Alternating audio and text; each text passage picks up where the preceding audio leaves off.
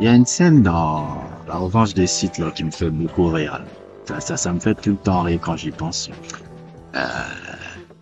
Euh, Anakin, si je me souviens bien, Anakin et Obi-Wan vont secourir un peu l'empereur Palpatine qui est soi-disant retenu contre le compte dans une sorte de manipulation un peu que l'empereur Palpatine fait dans le film et dans la saga et tout. Et puis il y a un moment où le personnage d'Obi-Wan, si je me trompe pas, perd connaissance lors de la bataille. Et Anakin, qui affronte le comte Dooku, arrive à le battre. Et le comte Dooku dans La Revanche des Sith, c'est en fait l'allié de Palpatine. Parce que Palpatine, c'est le méchant, c'est l'empereur. Même si on le découvre à la fin du film, c'est l'empereur. Et sans aucune forme de procès, l'empereur lui dit à Anakin, tu peux le tuer facilement. Allez, tue-le, truc. Parce qu'il préparait déjà à le remplacer par un autre Padawan. Et ben, ce genre de situation-là, ça me rappelle un peu ce qu'on voit là avec notre personnage que vous voyez sur la photo, sur le côté droit. Et oui, quelle fut notre surprise de se rendre compte que le nouveau sélectionneur de l'équipe du Cameroun n'a pas été une décision de la FECAFOOT, mais une décision apparemment de la présidence de la République. Déjà, j'ai envie de dire, c'est vrai qu'on est déjà assez pathétique comme ça, mais alors là, on est au-delà de toute forme d'incompétence. En fait, ce pays-là, c'est vraiment, franchement, le Cameroun, hein, je ne sais plus quoi dire dans le fonctionnement. Oui, je peux parler de fonctionnement de société, mais je vais m'arrêter du football. Je ne veux pas parler de politique, je vais m'arrêter du football. Dans le fonctionnement du football de ce pays. Parce que littéralement, ce que je vois là, c'est de l'ingérence politique. Ben, c'est vrai que le football est politique, mais ce qui arrive à notre cher président de la Fédération camerounaise de football, c'est que ces jours sont comptés. Ces jours sont comptés et ça ne vient pas d'une élection ou quelque chose comme ça. Ça vient du président de la République qui s'ingère complètement dans la situation parce qu'il dit toi Coco, j'étais content que tu sois président de la FECAFOOT parce que j'estimais que tu pourrais ramener le football camerounais à quelque chose d'intéressant et que tu pourrais faire en sorte que il y ait des victoires qui permettent à ce que les Camerounais oublient les vrais problèmes du pays. Je t'utilisais comme propagande. Ça ne marche pas.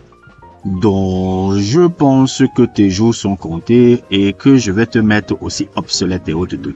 Je te destitue de ton pouvoir. Et aussi, j'avais l'impression aussi que tu regardais un peu mon trône de très près. J'avais l'impression que tu regardais mon trône un peu de très près. Donc, je te fais comprendre que c'est moi qui joue le chef. C'est moi qui joue le truc. Et que si tu as peut-être des ambitions politiques, en passant par le foot, on n'est pas ici dans le Libéria de George Weah, tu perds ton temps. Moi, c'est comme ça que je vois un peu la chose. Moi, c'est mon analyse extérieure que je vois.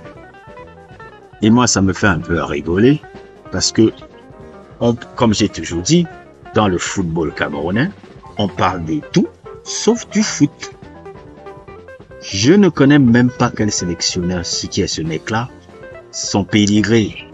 Il vient de Belgique, Marc, je sais pas, Brissou, je sais pas quoi. Mais me dire déjà, on n'a même pas eu, pendant cette trêve internationale, un match amical. Il n'y a pas eu de match amical organisé par la Fédération camerounaise de football. Toutes les nations du monde entier, même en Afrique, ont eu des matchs amicaux. Nous, on n'en a pas eu. Déjà, un. Deuxième, on était en train de chercher des sélectionneurs qui n'avaient même pas le profil. Et tertiaux, on tombe sur ce gars-là que je ne connais même pas et qui apparemment n'a pas été choisi par les gars de la fédération. Notre cher ami Etofis est interloqué par cela. Je vais sortir un peu le communiqué. Communiqué. La Fédération camerounaise de football a appris au même moment que l'ensemble des Camerounais la nomination à des postes de responsabilité au sein de la sélection nationale senior de football masculin. La FECAFOOT marque son grand étonnement face à cet acte qui s'oppose au terme du décret 2014-384 du 26 septembre 2014 portant organisation et fonctionnement des sélections nationales de football. Cette décision prise de manière unilatérale arrive au même moment où la FECAFOOT a accepté d'exécuter les très hautes instructions du président de la République en apportant sa franche collaboration en vue de parvenir à un apaisement profitable à l'avenir de nos chers lions indomptables. La FECAFOOT entend apporter un éclairage sur cette regrettable situation, de même qu'elle communiquera sans délai sur la réaction qu'elle s'entend y réserve. Voilà. Voilà la communication un peu de la FECAFOOT. C'est de l'ingérence politique. Mais est-ce que c'est la première fois dans l'histoire du football camerounais que ça arrive? Le football est politique, j'ai toujours dit ça. C'est le football. C'est comme un peu quand tu voyais, je dis même le sport en général, c'est comme quand tu voyais les gladiateurs au temps romain, les politiciens utilisent les combats des gladiateurs pour donner l'opium au peuple, pour que le peuple ne s'intéresse pas aux vrais problèmes. C'est à ça que sert le sport en général et le football en particulier, c'est l'opium du peuple et surtout du Cameroun. Mais c'est pas la première fois qu'il y a une ingérence politique. En 90, comme vous le voyez sur ces articles-là, la sélection de Roger Mila pour la Coupe du Monde, c'est le président qui intervient. C'est le président qui intervient. Roger Mila avait pris sa retraite internationale. Sa retraite même, je crois que c'était sa retraite tout court. Hein. Il avait pris sa retraite internationale pour jouer pour l'équipe du Cameroun, où il était, si je me trompe pas, il n'avait pas joué la CAN 90. Et à tenue de cette CAN 90 qui n'avait pas été forcément d'un franc succès, on était sorti en quart de finale, si je me souviens bien. Le président qui voyait notre Coupe du Monde préparée a décidé que non, Coco, Valérie, Neponiati, tu racontes n'importe quoi, tu vas nous je vais t'imposer Roger Mila. Tu vas le sortir de ta retraite.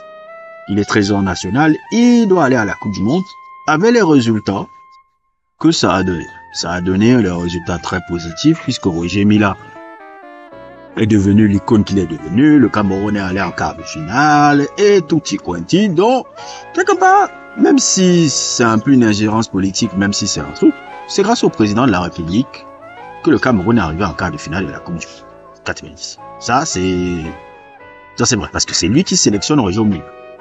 C'est pas les penalties. C'est le président. Mais c'est de l'ingérence politique. Normalement, dans les décrets, ça doit pas se faire parce que les fédérations, elles sont liées à la FIFA. Elles ne sont pas liées à la présidence. Mais au Cameroun, c'est un pays de sorciers et un pays où tout est à l'envers, où tout est truc. Il y a des ingérences politiques comme ça, peinard, où on strip down le pouvoir de la fédération et on nous sélectionne un mec qu'on ne sait même pas d'où il sort. On a l'impression qu'il sort, c'est un prof de PS qui sort de Belgique, qui ne profite de aucune consultation même de la fédération. Et on a dit voilà le nouveau sélectionneur camerounais. Tu vois son pédigré, tu lèves les yeux. Voilà. Qu'est-ce que vous voulez que je dise par là? Nous sommes dans un désordre. Ah non? On a vu je vous ai parlé de mes sujets sur les autres pays africains comme ils bossent. Ça bosse bien. Regardez même le Sénégal. Le Sénégal bosse bien aussi. Le Sénégal, là, ils ont fait un match contre le Gabon. Ils sont déjà en train de renouveler un Nicolas Jackson qui devient l'avancante. Ils sont en train de renouveler la génération Sadio Mané Parade doucement mais sûrement. Ils ont produit du truc. La Côte d'Ivoire, à ma grande surprise, est partie battre l'Uruguay. Mais bon, j'avais l'impression que plus l'Uruguay B. Je mets un peu cette victoire avec beaucoup de guillemets. Parce que bon, la Côte d'Ivoire, j'attends encore de voir ces éliminatoires un peu de la Coupe du Monde, la prochaine Coupe du Monde. Je ne sais pas si ça va forcément être positif. Puis, non, au Cameroun, non, en ce moment, c'est du bordel. Et tout ce que je réclamais, c'est-à-dire que même sur la DTN, sur la formation, sur le truc, c'est des sujets qui ne sont pas intéressants pour le football camerounais, on s'en tape. Tout ce qu'il y a à faire, c'est le bordel que je suis en train de voir là. Maintenant, notre président de la fédération, c'est les offices, ses jeux sont comptés. Ses jeux sont comptés. Coco, notre Palpatine national qui est là, et il va te faire comprendre que tu dois vite sauter. Ça, ce n'est que la première étape. Il t'a destitué de ton pouvoir, il t'a destitué de ton autorité dans la fédération que tu gères. Le message est clair. Prends tes clics et tes claques et tu te barres. Parce que là, c'est ce qu'il est en train de t'envoyer comme message. Et si tu avais des ambitions politiques pour arriver à mon trône, ne viens pas mal. Je pense comprendre un peu sa stratégie. On n'est pas au Libéria ici où Georges Weah devient un footballeur devient président. Ça ne marchera pas, ça. Je pense que c'est un peu ça qui se passe. Mais bon, comme d'habitude, le football, je pense qu'on est c'est sans sourciller que je suis en train de dire qu'on vit la pire période du football, de l'histoire du football camerounais. C'est de l'incompétence à tous les strates du football camerounais. Toutes les strates. Je ne souhaite qu'on ne se qualifie pas à la CAN. Je ne souhaite qu'on ne se qualifie pas à la prochaine Coupe du Monde. Et je ne souhaite 10 ans de pure médiocrité footballistique. Parce que ce n'est que ça qu'on mérite. Avec ce que je vois là, sur les séries de trucs que je vois là, on ne mérite que ça. 10 ans de pure médiocrité. Avec la médiocrité, 10 ans de pure... On participe à beaucoup de compétitions, le football camerounais sombre comme la Guinée équatoriale. Parce que c'est ce qu'on mérite. C'est ce qu'on mérite. On ne peut pas faire preuve d'autant d'incompétence et autant d'amateurisme. C'est n'importe quoi.